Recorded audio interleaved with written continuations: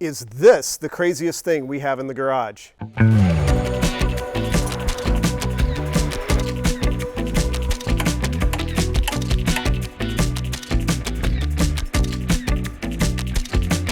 Welcome to Petrol Lounge, presenting the Local Motors Rallyfighter. Now, this thing is just absolutely insane, and it attracts more attention than pretty much anything in the garage. And honestly, I didn't realize it until today, but it's probably one of the most rare things in the garage. Local Motors only produced a couple of dozen of these, so there may only be 24 or 25 of these total in the whole world. It truly is an off-road vehicle. It was custom built. And I'm just going to kind of go into a little bit of the history of Local Motors, who they were, what they did, what happened to them.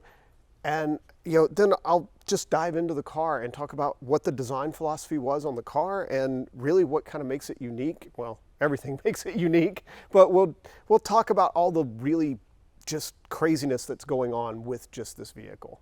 Now, I mentioned this is a Local Motors Rallyfighter, and the first thing you're going to say is, well, what is Local Motors? That's the first big question. And how does a manufacturer only produce approximately 2 or 3 dozen cars total in their whole existence from 2009 until 2016?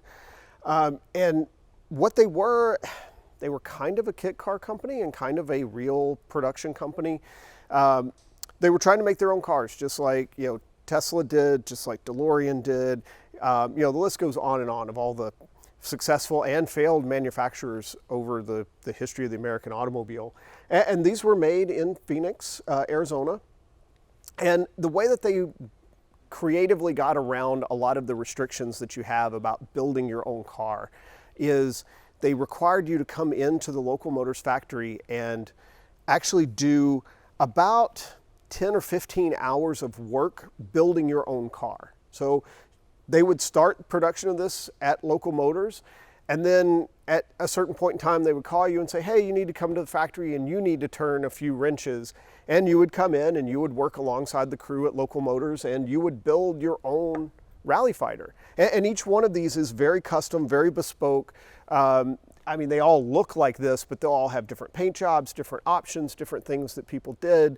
And what this allowed them to do was title the car as a kit car or a component car, and get around all the restrictions about crash standards and safety standards. And they were able to say, well, the owner built this. And when you went to title this, like if you went to the Texas DMV where we're at and you said, hey, I'm registering this car, they would say, well, we don't have that manufacturer. And you say, well, I built it. And that would be true. You did. You helped them build your car. Personally, I think most people didn't want to do that kind of work. A lot of people don't want to build their own car, and especially when you're talking about, this was a $80,000, $90,000 car to start with, and then as you tacked on the options, it became a little more expensive. When you're spending that kind of money, do you really want to go to the factory and do you really want to build your own car? I mean, there's some of us. I'm crazy. Yeah, I want to go to the factory and turn wrenches, but I'm crazy. Not everybody wants to do that. So I think that kind of hampered production. And then what happened is, these just weren't selling. They, big surprise. I mean, it's a cool car, but, people didn't want them. They didn't want to come build their cars. And they kind of switched gears and said, okay, we're not going to make this anymore. And that was always the plan. This was not going to be the only car they ever built. And they switched to, they were going to build autonomous vehicles. It was quite a big switch from this to that, but they wanted to build autonomous vehicles, city vehicles, not this big off-road machine. And it just never got off the ground. They kind of lost their way after this, ran out of money, and I believe it was last year or year before last, they just closed the doors and went out of business. So if you want one of these now, you can't go to Local Motors and get one. You have to literally go and find somebody who has one and pry it out of their hands. And I can tell you from driving this thing that's going to be a hard task to do, because it is completely unlike anything else. It is wild and crazy and stupid, and it doesn't make any sense. But if I owned one of these, I wouldn't sell it to you. No way. When you start talking about building your own car, when you talk about building something like this from scratch, you really can't build everything. It's cost prohibitive to do things, especially things like lights and turn signals, things that the DOT is going to say, well, these have to hit a certain standard. They have to be so bright. They have to be a certain color. They have to be so reflective. They have to be a certain size. So you'll even see this on like RVs. A fun habit of mine is I'll pass an RV on the road and I like to try to figure out, where did the headlights come from? Where did the taillights come from? Because they're always borrowing these from different manufacturers. And it's no different here. This turn signal here, it comes from a VW. And then as you start walking back, these mirrors, this whole assembly here, this comes from a Dodge Challenger. And even under the hood, there's Dodge Challenger parts for the AC system. And then you get door handles that are from a Honda Civic, and the same on the inside. The interior door handles are from a Honda Civic. Now this is a Gen 2. Gen 1 had Mazda Miata door handles inside and out, which I actually prefer. I think the first gen Mazda Miata door handles are just a work of art, and it was really pretty on the side of the door. I loved seeing it. But they're a little bit, I don't want to say flimsy to use, but they're nicely weighted, but you can only get one finger in there, and they're kind of hard to pull on, and a lot of people don't like them. So I'm sure they switched to this because it's just a more user-friendly design, especially on something that you're going to be using off-road, and you may have big hands trying to get in here, or somebody with gloves on or something like that. It makes sense. As you move back here, this piece, this is from a third gen Mitsubishi Eclipse, the bad one. But they wanted something that looked cool and industrial back here, and that's where they stole that part from. And then, again, like the taillights, you don't want to manufacture these yourself, so these come out of a Honda Civic. And as you go through the car, they even have a spreadsheet online that you can look up, and you can see, like, here's where every single part on this car came from. There's an expansion tank from Rock Auto. There's, steering components from, gosh, I can't remember the aftermarket manufacturer's name, but everything pretty much in this car comes from somewhere other than the body shell and, strangely, all of the glass. Kind of a strange, hodgepodge as we move back here. The engine is a GM. It's a LS3 making about 430 horsepower. Now you could have optioned that out yourself and made more, but it is mated to a Ford rear end back here. It's a 9-inch rear end, which is apparently the thing to have for off-roading. And then you have a Ford steering column inside. So when you put the key in and start it, it's a Ford key. It's a Ford key starting a GM engine that feeds power through a GM transmission into a Ford rear end. Just madness. They just kind of picked parts from wherever they thought would be best. As we open the hood and we look under here, now the first thing you're going to notice on this particular vehicle is it is really dirty under here. And I'm going to tell you, this owner really drives this car. He really takes it off-road. He really goes out and jumps it and does fun things. And in fact, he enjoyed this car so much that he bought a second one. This one was really outfitted very nicely. You can see all the little aftermarket underlighting, and the frame here is painted green. It's a beautiful car. And he said, I'm just tearing this thing up. I'm doing too much with it. You'll see over here the mirror's broken off. And he said, it's too nice. It's too nice to do that hard of work with. So he went and bought another one, and that's the one that he's really driving hard now. This one still gets driven on the street, and he plays around with it. He just doesn't want to drive it quite as hard as he was. Now, you look at this, and you've got a shock here that, the suspension travel on it, to me, looks like it's got to be at least 18 inches. It's probably 24. It's fully adjustable. And it starts to show you just how this car was really designed from the ground up to be something that you were going to jump off-road. These shocks have the remote shock reservoirs on them, so they're even better than what you see a lot of times on these builds. This was a very high dollar build. I talked a lot about the engine, but this is, we can finally see it now. It is crammed almost entirely under the dash here. So, the flywheel really starts here, and we talk about mid-front engine designs sometimes, which means the front of the engine starts behind the front axle. Well, the front axle is here, and the start of the engine is here. So you've got a good foot between where a normal mid-front engine design would start and where this one starts. It is just really shoved back there. Like I said, somebody has told me this thing is really easy to work on. They made it really easy, and I'm looking at it. I don't know how you change spark plugs on this thing. I do not want to do that. Maybe it's an engine out thing. Maybe if you get it on a lift, it's pretty easy to reach up from underneath, but I don't see the access points here. And just looking at, the suspension here, this is all custom. Now, again, Local Motors is out of business, but if you did bend one of these A-arms or, some of the suspension geometry, someone could, with a good machine shop, just remanufacture you another one of these. It really wouldn't be that hard. It wouldn't be that expensive. There's nothing super complex in here. It's all very simple pieces, but they're really nicely done, really well designed. A few other things that I spot under here, these hinges for the hood here are actually from a Corvette. Just kind of a neat little thing. They needed the hood to tilt up a certain way, and that just happened to be the way that the Corvette hood also tilts up. So hey, let's just grab the Corvette hinges and we'll just throw those on there. It actually a really fun exercise with this car when you're up close and personal with it is just kind of picking through and seeing what you can recognize, or trying to go, okay, where did they get this part, or where could this have come from, or looking up part numbers and trying to figure out what is this? Because the more you look, the more you recognize, the more you see, you're like, I've seen that before. I've seen this before. And, when this first came in, we weren't even aware of the spreadsheet that tells you a lot of this stuff. We just started poking around at it and we're like, oh my God, I recognize all these parts. I just can't remember where I've seen them. So, that being said, let's go ahead and go inside the interior. Let's look at all the stuff that's there. Now, this is not really a production vehicle. So again, getting into a car like this, it's not easy or really elegant in any way. You're just kind of throwing yourself into the car. It's a really high step up here, and you'll probably want to grab onto the roll bar and just kind of wiggle your way inside.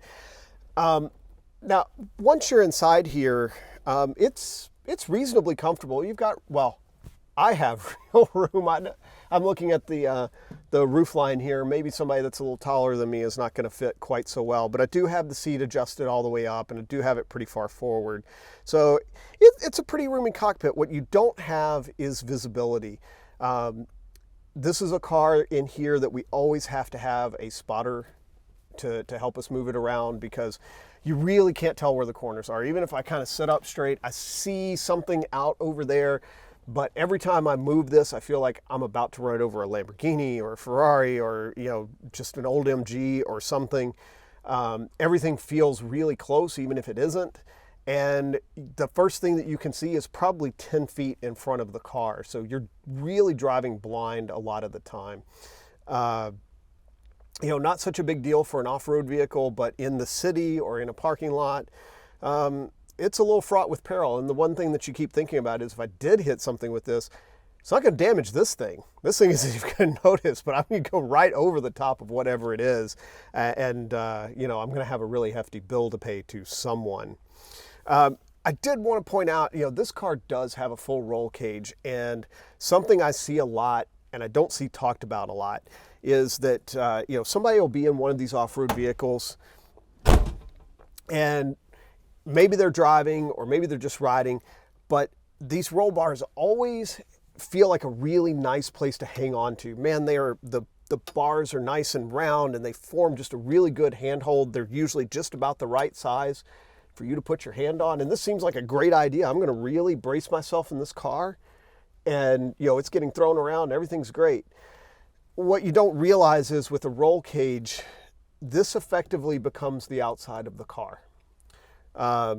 You think of this as the outside, but this is the new outside. And if the car is involved in a collision, if it rolls over, if it bumps into something, all of this is going to push in, and it's going to hit this roll bar that is a pretty immovable object. And if your hand is in between whatever is crushing the outside of the car and this roll bar, it's goodbye fingers. And I try to tell everybody this when I'm in a race car, or if I'm in an off-road vehicle or something. If I see it, if I'm driving and I see my passengers trying to hold on, I'm like, no, you have to get your hands off of that thing. And I see it everywhere. I see it in professional television shows. I see it with people that ought to know better. You know, these are, I'm not going to name names, but, you know, sometimes I'll see these, you know, off-road rally guys that are, you know, taking their cars around. They have people with them, and everybody's just hanging on to the roll bars. And I guess that's really just my PSA here while I'm looking at the roll bar in this car. I just want people to understand, hey, you know, these cages, they're not meant to be held onto or to, you know, really get your fingers anywhere near. It's, if you're in one of these, just, you know, keep your hands closed or keep them on the wheel, keep them inside the vehicle.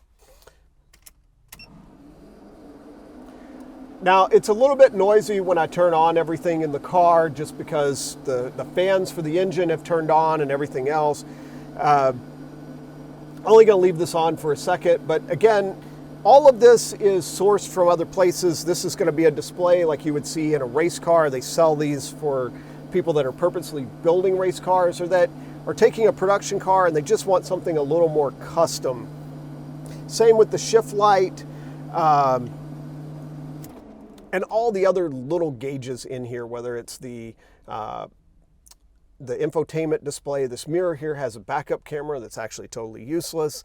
You know, your gauge cluster over here, it's all sourced. And even these little vents here, I recognize these vents. I know they're from something. I've put my fingers on these vents before. I've seen them elsewhere, and I can't remember where they come from. Perhaps that's something you guys can chime in on the comments about, but you know, everything else, you know, this console, this is bespoke, but it's carbon fiber. You could have somebody remake this if they had to. It's a pretty simple piece. Transmission is kind of interesting. It's very notchy. Man, it just makes all kind of racket. Yeah, it's meant for an off-road type ride in that if you're going to shift this, you don't want to be fiddling around with what gear am I in? I just want to be able to grab and throw it quickly, you know, down a gear, up a gear, wherever it needs to be. You also have the rally style brake lever over here, so you can activate the rear brakes to slide the rear end around. And that does get into, you know, what is this car like to actually drive? And surprisingly, you know, other than the visibility, this car is a riot to drive on the road, and it does really good on-road and it does really good off-road. On-road, it's got a low enough center of gravity because it's not a really tall truck. It still has kind of this car shape to it. Everything is centered pretty low, so if you were to slide this car sideways on a public street or something like that, it's not going to flip over, which is actually a realistic concern in a big truck like this. The way the suspension geometry has been designed also helps. It really wants to travel up and down in a straight line rather than curve up and curve under. And that's pretty common, this kind of parabolic type suspension travel in a car that was originally built for something that had, you know, maybe, you know, 3 or 4 inches of suspension travel, and then somebody has lifted it really, really high. Well, you know, the suspension geometry wasn't designed for that, so the car is really kind of unstable, especially at speed. But this car was designed from the beginning to have that kind of suspension, that really articulating suspension, so it handles it just fine.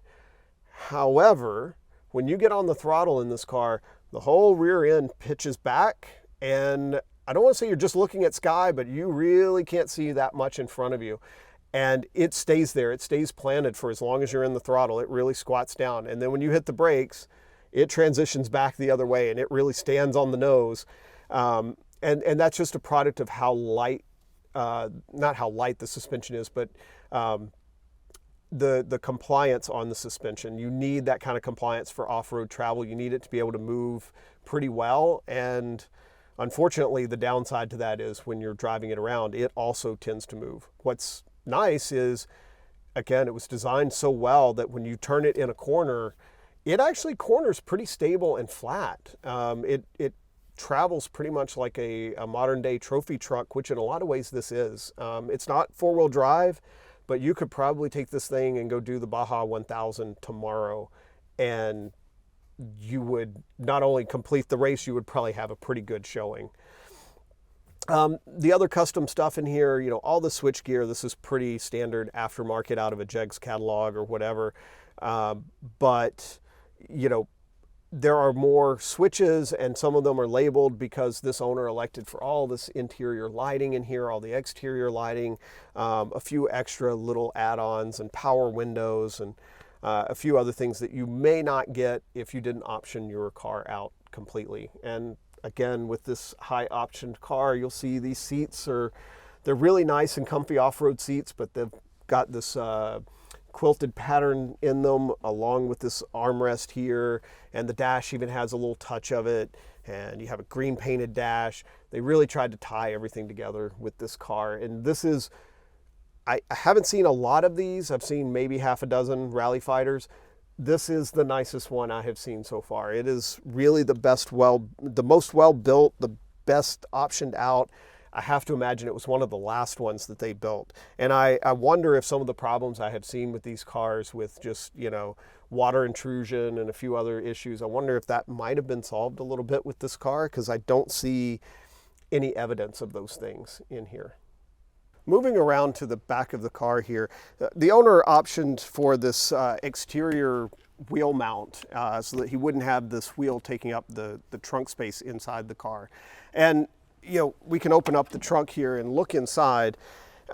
If you have this tire in here, which it does fit, you're not going to put anything else in here.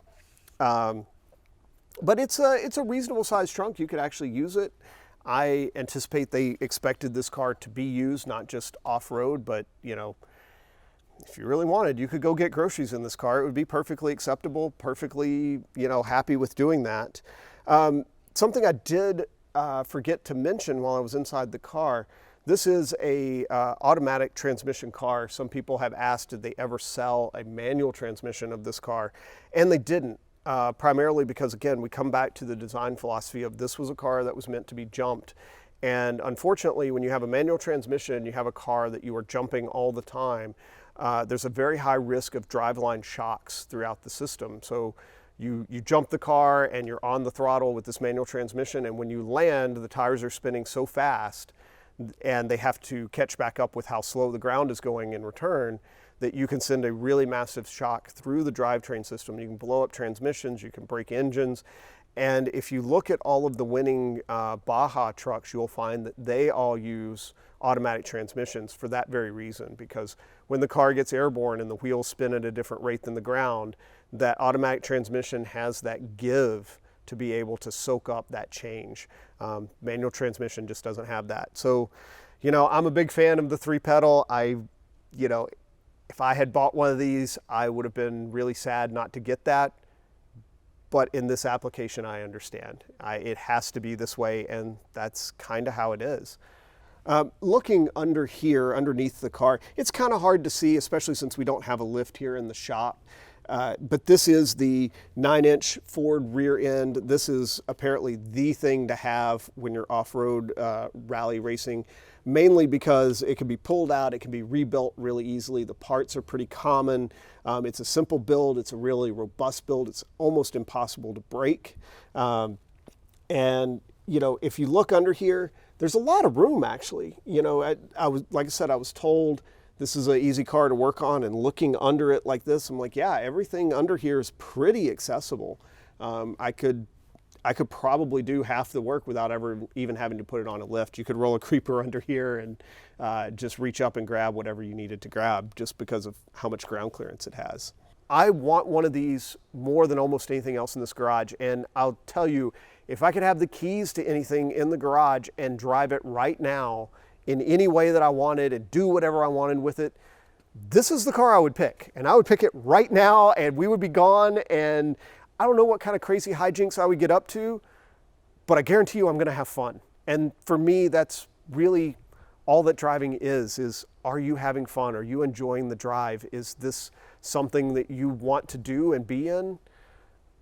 I'm always gonna have fun with this. So yeah, to me, this is the craziest thing in the garage, and I'm really happy to be able to show it to you today, to share it with you. And thanks for spending time with us today here at Petrol Lounge. And again, as always, hit like and subscribe. We've got a lot of great content coming your way, and we'll see you next time.